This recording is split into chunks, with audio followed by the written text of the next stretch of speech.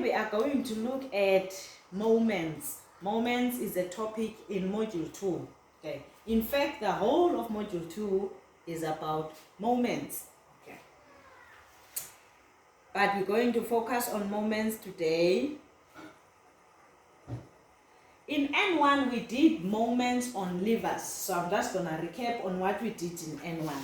First of all, you must be able to define a moment, and you must understand how to name moments, and you must also understand what is the law of moments, how to state it, and how do you apply it in working out problems. So what is a moment?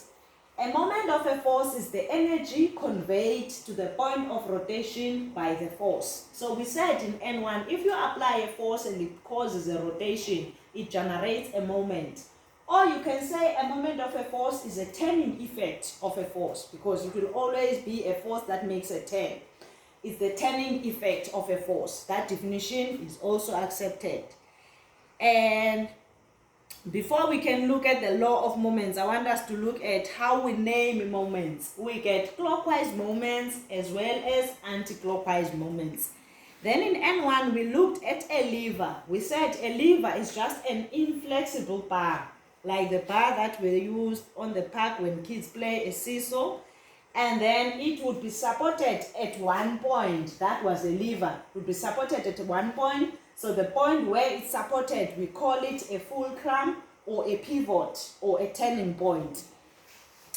And then if you want to understand how to name moments, imagine you have a force 1 acting at that edge as it is showing there. Now, if that force is pushing down like this, if that force is pushing down, it will generate a moment. As you can see, it's going to turn clockwise direction. And if you have another force on this other side that is also pushing down, that force will also generate a moment, and it will be an anti-clockwise moment, because it's pushing down like this. It will make the lever to turn that direction. So that is how you see whether your moment is clockwise or anti-clockwise. It depends on the direction of the force and the position of the pivot. Then the law of moments states that when a system of forces is in equilibrium, some of the clockwise moments about a point are equal to some of the anti-clockwise moments about the same point. So that's very important. So we apply the law of moments when we do calculations to work out problems. And this is the symbolic expression of the law. It means that some of the clockwise moments about a point is equal to some of the anti-clockwise moments about the same points.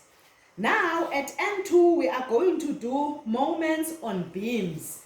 The only difference between a lever and a beam, the beam we're going to look at N2, is that the beam will be supported at 2 points, whereas the lever we looked at in N1 was supported in 1 point. Okay. Then take note of this. If they say a light uniform beam, they mean ignore the self-weight of the beam. So that means do not calculate the weight first before you do what you need to do. Just assume that the beam has no weight. Okay. And if the mass is given, you need to convert it to weight. How do you do that? You multiply the mass by 9.8, then it becomes newtons. And if the weight of the beam is given, you need to take that weight and place it at the center of the beam's length. Now, if your beam is 8 meters, you place it at 4 meters. If your beam is 6 meters, you place it at 3 meters. That is what you do with the weight when it's given. Now, if they give you a force and they give you a sketch where there's a force at the center and they say a light uniform beam, please do not ignore that force, because being at the center does not mean it's the weight. If it's given, you must use it. What it means when they say a light uniform beam, they mean that do not calculate and try to figure out what is the weight. So that is what will be happening at the N2. What are we going to learn? We're going to learn how to calculate the forces at the supports. We call them reaction forces.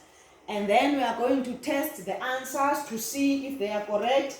Then they can also ask us to calculate an unknown force or an unknown distance using the law of moments. Okay, now I'm going to take an example to show you how to apply what we have just learned.